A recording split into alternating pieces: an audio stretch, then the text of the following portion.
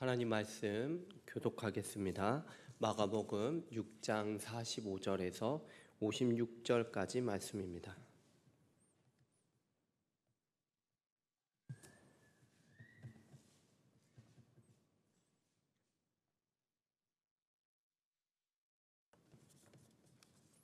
찾으셨으면 제가 먼저 45절을 읽겠습니다.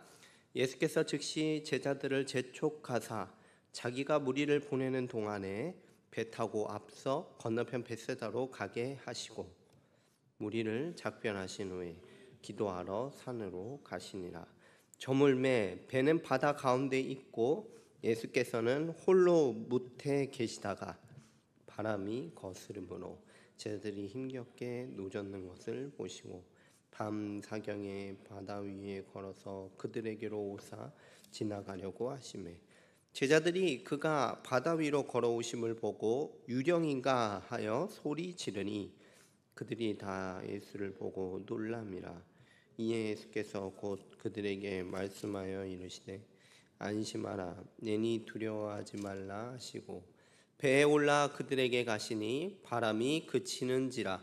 제자들이 마음에 심히 놀라니 이는 그들이 그 떡 되시던 일을 깨닫지 못하고 도리어 그 마음이 둔하여 졌음이로라. 건너가 게네사렛 땅에 이르러 대고 배에 내리니 사람들이 곧 예수인 줄 알고 그 온 지방으로 달려 돌아다니며 예수께서 어디 계시다는 말을 듣는 대로 병든 자를 침상채로 메고 나아오니 같이 읽겠습니다.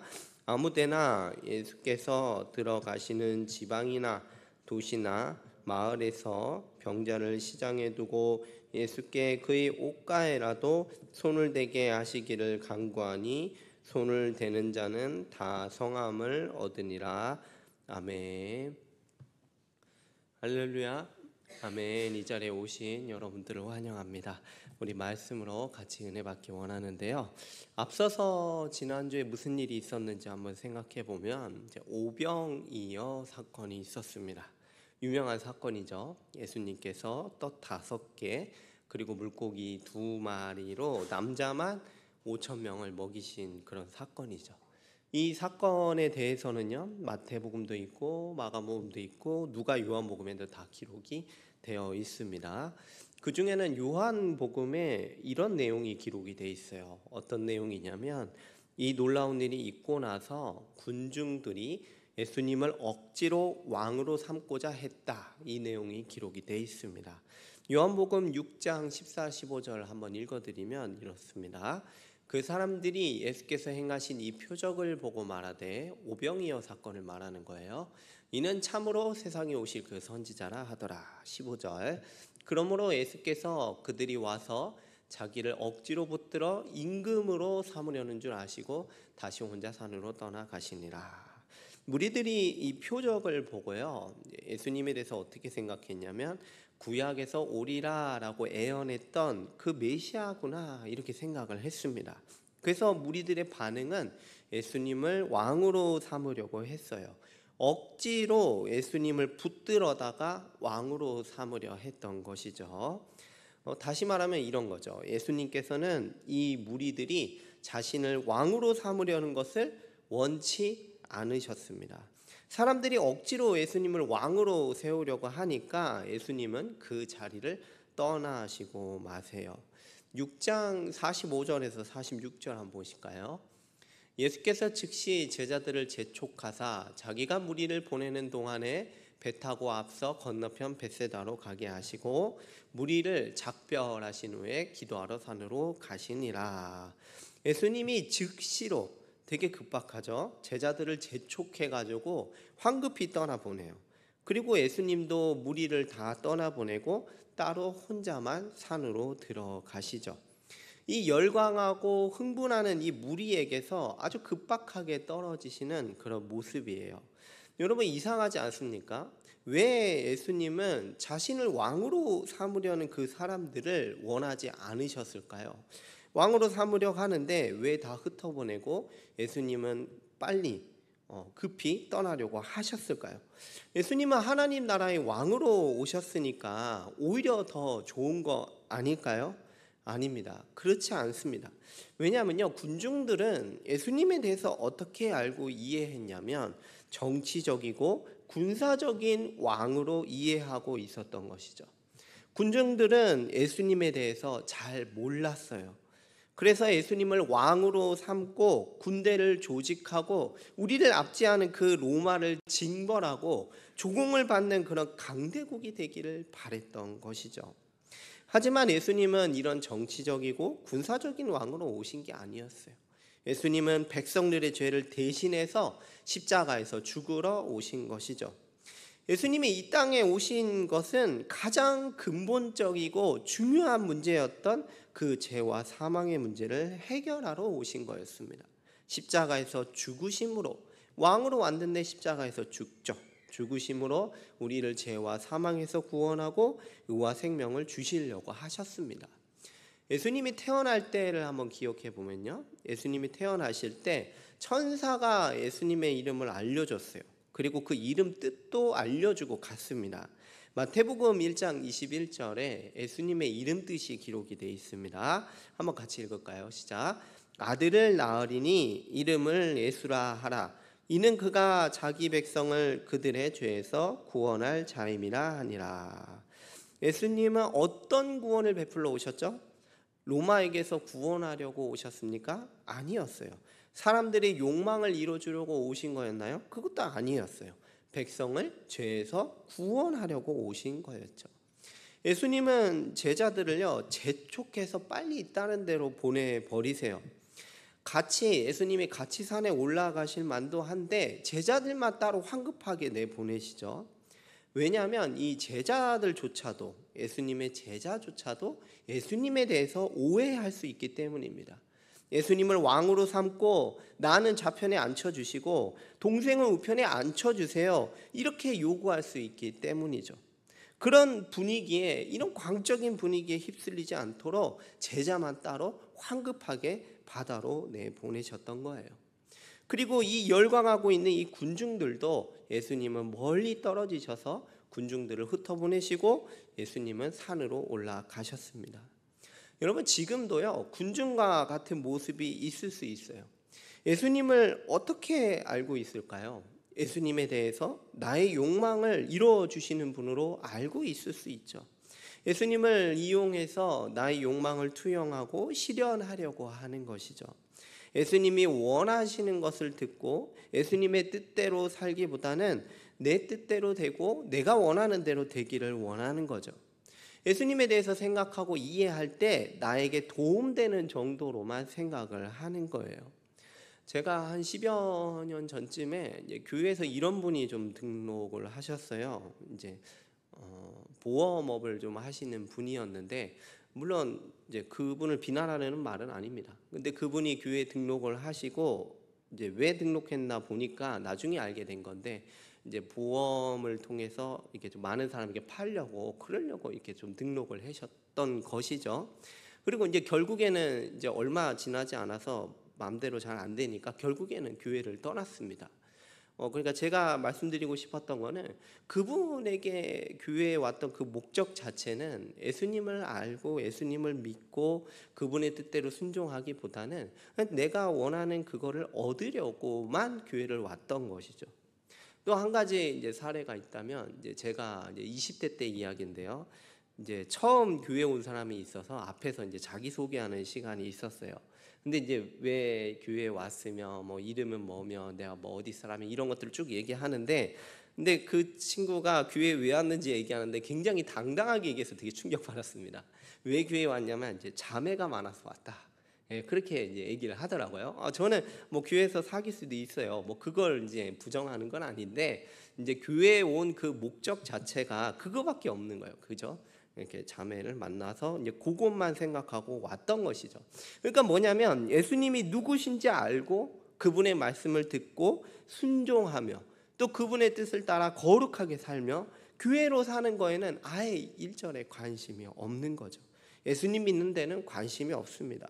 그냥 세상이 바라는, 내가 바라는 것만을 이루어주는 분으로만 이해를 하는 거예요. 예수님은 자신을 이렇게 이해하기를 원하지 않으셨던 거죠. 오늘 본문에 예수님은 산으로 올라가세요. 산에 올라가셔서 뭘 하시냐 보니까요, 기도를 하세요. 군중들이 예수님을 왕으로 삼으려고 할 때가 제일 위험한 순간이었던 거예요. 십자가에 죽으러 오신 예수님은 이때가 정말 위험한 순간이었어요. 따로 산에 올라가셔서 기도하셨습니다. 이 유혹을 물리치시고 자신이 받은 그 사명을 생각하셔야 했습니다. 예수님은 십자가 사역을 앞두고 성부 하나님의 도우심을 구하셨던 것이죠.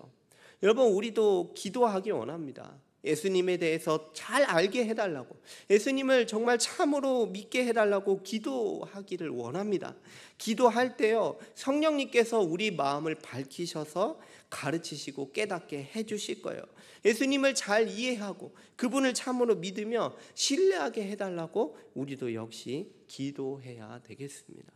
이어서 예수님께서는 이제 해변가로 내려오시는데, 이제 제자들이 타고 있는 배가 어디에 있었냐면은 이 바다 가운데 깊은 곳 위에 있었습니다. 근데 이제 제자들이 타고 있는 배로 바람이 정말 강하게 불었던 거죠. 전에도 말씀드렸는데 이 갈릴리 바다는 이제 지중해보다 200m 아래에 위치해 있습니다. 그러다 보니까 이제 주변의 협곡에서 강한 바람이 좀 자주 불었어요. 그 바람은 이제 파도도 일으킬 만큼 굉장히 거셌습니다. 제자들이 배를 타고 있는데 이 바람 때문에 앞으로 나아가지를 못했던 거죠. 바람이 역방향으로 불고 있던 모양이에요. 되게 힘겹게 노를 젓고 있고 자신의 힘으로는 부족합니다.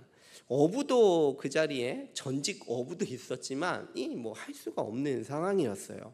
마가복음 6장 48절 한번 보시면, 바람이 거스름으로 제자들이 힘겹게 노젓는 것을 보시고 밤 사경쯤에 바다 위로 걸어서 그들에게 오사 지나가려고 하시매. 예수님은 보고 계셨어요. 예수님은 제자들이 이런 상황을 겪는 걸 다 보고 계셨어요. 그리고 제자들에게로 오십니다. 여러분, 제자들이 어디 있냐면 저 멀리 바다 위에 떠 있거든요. 예수님이 어떻게 오시죠? 어떻게 오시죠? 바다 위로 걸어서 오십니다. 어떤 사람들은요, 이거에 대해서 되게 부정을 합니다. 어떻게 사람이 바다 위를 걷냐 해서 되게 부정을 하는 거죠. 아마도 해변가를 걸었겠지 하고만 생각을 합니다. 하지만 오늘 말씀에는 분명히 예수님이 물 위를 걸었다 이렇게 분명히 말씀하고 있죠. 한번 여러분 머릿속에 한번 상상해 보시겠어요? 지금은 이제 깜깜한 밤입니다. 하늘에는 뭐가 있죠? 달빛이 이렇게 바다로 쫙 비추고 있어요. 배는 이제 바람을 만나서, 강한 바람을 만나서 힘겹게 노젓고 있어요. 근데 보세요, 저 멀리서 누가 조금씩 오고 있어요. 아무리 봐도 저거 사람의 모습이 맞아요. 분명해요. 근데 그게 점점 가까이 오고 있습니다. 그래서 제자들이 유령인 줄 알고 소리를 지르는 모습을 우리가 발견하게 되죠. 예수님은 곧바로 나니까 두려워하지 말아라 라고 안심을 시키세요. 그리고 예수님이 탑승하자마자 그 거셌던 바람이 그쳐버립니다. 제자들은 그 광경을 보고 마음에 그냥 놀란 것도 아니고 심히 놀라는 그런 장면을 보고 있죠. 여러분, 예수님은 누구신가요? 물 위도 걸으시고 바람마저 그치게 하십니다. 전에도 비슷한 사건이 한번 있었죠. 풍랑이 일 때 바람을 꾸짖으시며 잠잠하라, 고요하라 하고 명령을 하셨습니다. 그리고 그 명령 한마디에 바람이 멈추고 파도도 멈췄었죠. 예수님은 누구시냐면 하나님이세요. 그리고 이거에 대해서 우리가 마가복음 1장 1절에서도 다 확인했습니다. 마가복음 1장 1절은 선언하고 있는데, 하나님의 아들 예수 그리스도의 복음의 시작이다 라고 선언을 했습니다. 예수님이 누구의 아들이냐? 하나님의 아들이다. 이 시작을 우리가 봤었죠. 쉽게 말하면 하나님이시죠. 예수님은 바다와 바람뿐만이 아니라 중력까지도 다스리고 통치하시는 그런 만물의 통치자가 되십니다. 만물을 다스리는 주님이시다, 이것이죠. 그런 주님께서, 그런 만물의 통치자께서 우리에게 동일하게 말씀하고 계세요. 뭐라고 말씀하십니까? 안심하라, 나다, 두려워하지 말아라. 예수님은요, 우리를 관심 있게 지켜보고 계세요. 우리가 어려운 가운데 있을 때 방관하고 계시지 않습니다. 분명히 다 관심을 가지고 보고 계십니다. 예수님은 우리에게 오셔서 함께 하세요. 성령님을 보내주셔서 우리 안에 내주하고 계신 것, 그게 바로 증거입니다.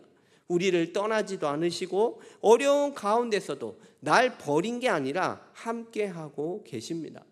예수님은 두려움이 아니라 평안을 주십니다.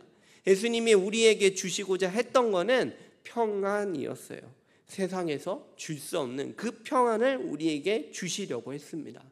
예수님이 함께 하시는 것만으로도 우리에게는 두려움이 물러가고 세상이 줄 수 없는 평안이 가득합니다.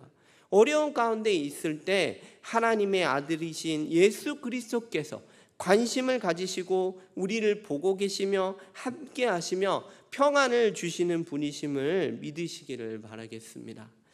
이어서 말씀을 보면은 51절과 52절입니다. 배에 올라 그들에게 가시니 바람이 그치는지라 제자들이 마음에 심히 놀라니 이는 그들이 그 떡 떼시던 일을 깨닫지 못하고 도리어 그 마음이 둔하여졌습니다. 여러분 보니까 이상하지 않으신가요? 아니 이게 뭐 어떻게 된 일이죠? 제자들의 마음이 어떻게 됐습니까? 둔해졌어요. 마음이 도리어 둔해졌습니다. 오병이어 사건을 누구보다도 생생하게 체험했던 사람인데 마음이 둔해졌어요. 심지어 여러분 물 위에 걷는 것도 생생하게 봤는데 마음이 도리어 둔해졌습니다. 바람이 즉시로 멈추는 것도 체험했지만 마음이 도리어 둔해졌던 것이죠. 이런 엄청난 기적을 보고도 마음이 둔해지고 예수님이 어떤 분인지 잘 알지 못했던 거예요. 기적을 보고 놀라기는 해요. 하지만 예수님을 잘 알지도 못했고 참으로 믿지도 못하는 그런 모습을 우리가 보게 되죠. 이들에게는요, 기적이 부족한 게 아니에요. 제자들은 아직도 예수님이 누구신지 바로 깨닫지를 못하고 있어요. 아직도 하나님의 아들이신 예수 그리스도를 마음 깊이 믿고 신뢰하는 데까지는 나가지 못한 것이죠. 영적으로는 아직도 무딘 상태예요. 여러분 앞에 군중하고 굉장히 똑같은 모습이죠. 예수님이 누구신지 아는 것, 또 그에 대해서 전인격적으로 반응해서 참되게 믿는 것, 이런 모습들이 없었습니다. 마가복음 6장 54절에서 좀 살펴보면은 배에서 내리시니 사람들이 곧 예수이신 줄을 알고 그 온 지방으로 달려 돌아다니며 예수께서 어디 계시다는 말을 듣는 대로 병든 자를 침상채로 메고 나오니 아무데나 예수께서 들어가시는 지방이나 도시나 마을에서 병자를 시장에 두고 예수께 그의 옷가에게라도 손을 대게 하시기를 간구하니 손을 대는 자는 다 성함을 얻더라. 여러분 지금까지 한 살펴본 맥락에서 이 말씀을 한번 보실까요? 사람들이 예수님께 몰려와요. 지방이든 마을이든 도시든 다 몰려옵니다. 그리고 뭐하죠? 옷가에라도 손을 대려고 해요. 물론 이들은 다 고침을 받았어요. 예수님께서는 병 고치는 사역을 하셨습니다. 그러나 여기에서 어떤 믿음이라든지 아니면 인격적인 반응의 모습은 전혀 찾아볼 수가 없습니다. 이들은 그저 광적으로 예수님의 옷에 손을 대려고 달려드는 그런 모습일 뿐이었어요. 혈류증을 앓던 여인 혹시 기억하십니까? 혈류증 앓던 여인은요, 처음에는 이제 병을 낫기 위해서 손을 댄 게 맞아요. 하지만 예수님 앞에 나와서 모든 사실을 말했습니다. 마가복음 5장 33절과 34절에 여자가 자기에게 이루어진 일을 알고 두려워하며 떨며 와서 그 앞에 엎드려 모든 사실을 여쭈니 예수께서 이르시되 딸아 내 믿음이 너를 구원하였으니 평안히 가라 내 병에서 놓여 건강할지니라. 예수님은 이처럼 혈류 여자의 뭘 보셨죠? 믿음을 보시고 구원을 선언하셨습니다. 좀 더 분명한 이해를 위해서요, 누가복음을 보면은 이제 10명의 나병 환자들이 예수님께 낫게 해달라고 부르짖은 적이 있어요. 그래서 예수님께서 이제 제사장에 가서 뭐 자신의 몸을 보이고 낫게 될 거를 얘기해 주셨죠. 예수님이 10명의 문둥병자들을 고쳐 주셨는데 예수님께 다시 찾아온 사람은 몇 명뿐이었죠? 딱 한 명뿐이었습니다. 그리고 그 딱 한 사람에게만 예수님이 이렇게 말씀하세요. 17절과 18절. 예수께서 대답하여 이르시되 10사람이 다 깨끗함을 받지 아니하였느냐? 그 9은 어디 있느냐? 이 이방인 외에는 하나님께 영광을 돌리려 온 자가 없느냐 하시고 그에게 이르시되 일어나 가라, 내 믿음이 너를 구원하였느니라 하시니라. 예수님은 다시 돌아온 그 사람의 믿음을 보고 구원을 선언하셨죠. 여러분, 오늘 말씀을 정리하면요, 앞서서 군중들이 예수님을 알지 못하고 그저 자신들이 원하는 왕을 세우려고 열광했어요. 사람들은 예수님을 참되게 믿지 못했습니다. 제자들도 마찬가지예요. 예수님을 알지 못했어요. 그저 기적만 보고 놀라기만 할 뿐이었어요. 제자들도 예수님을 참되게 알고 믿는 데는 이르지 못했던 것입니다. 방금 본 것처럼 다시 이렇게 막 몰려든 사람들도 병고침에만 관심이 있었습니다. 예수님에 대한 어떤 믿음이나 인격적인 교제, 인격적인 그런 반응은 전혀 찾아볼 수가 없는 모습이죠. 여러분, 어떤 기적이 중요한 게 아니에요. 물론 우리 주님께서 은혜를 베푸셔서 기적적으로 낫게 하시고 또 길을 여시고 이런 부분이 분명히 있습니다만, 이런 기적이 중요한 게 아니라는 거예요. 중요한 건 뭐냐면 예수님이 누구시며 분명히 알고 믿고 신뢰하는 것이 중요합니다. 예수님이 하나님의 아들이시며 주와 그리스도가 되신다, 이거를 확실히 알아야 되는 것이죠. 여러분, 예수님은 좋은 분인 것 같다. 예수님은 십자가에 달리셨는데 많이 아프신 것 같아. 예수님이 아프신 거 생각하니까 좀 눈물이 나려고 해. 어쨌든 예수님이 나의 뜻을 이루어졌으면 좋겠다. 여기서 머무른 것이 아니라 예수님이 하나님의 아들이시며 주와 그리스도가 되십니다. 이거를 말씀으로 분명하게 아는 겁니다. 여러분, 난 알고 있어요. 예수님이 누구신지 알아요. 여러분, 이것보다는 성경을 낱낱이 보면서 정말 그러하다, 이게 예수님이 하나님의 아들이시며 나의 주님이시며 유일한 그리스도이심을 내가 확신합니다. 이렇게 확신하는 가운데 믿음으로 받아들이는 것입니다. 그래서 이제는 내가 어떻게 살아갑니까? 이분께 나의 인생을 의탁하며 살아가는 것입니다. 구원과 생명이 여기에 있으니 전적으로 의지하면서 살아가는 것이죠. 말씀을 사랑하고 듣고 순종하며 예배합니다. 죄와 싸우며 교회로 살아갑니다. 이것이 바로 참된 믿음인 것이죠. 찬양을 좀 준비해 주시고요. 여러분, 잘 하고 계십니다. 여러분이 하고 계신 게 맞아요. 예수님을 분명하게 알고 전인격적으로 믿음으로 반응하는 여러분들의 모습이 맞아요. 바로 이 모습이에요. 바로 이렇게 살아가는 것이죠. 하지만 오늘 말씀을 다시 한번 보면서요, 혹시 나에게 군중들이나 제자들과 같은 모습이 있다면 다시 나의 믿음을 점검하고 나의 참된 믿음인가 다시 확인하고 예수님을 알아가고 믿으며 신뢰하며 살아가는 것입니다. 그렇게 되시는 참된 믿음으로 드러나는 우리 모든 형제 자매들이 되시기를 주님의 이름으로 축복합니다.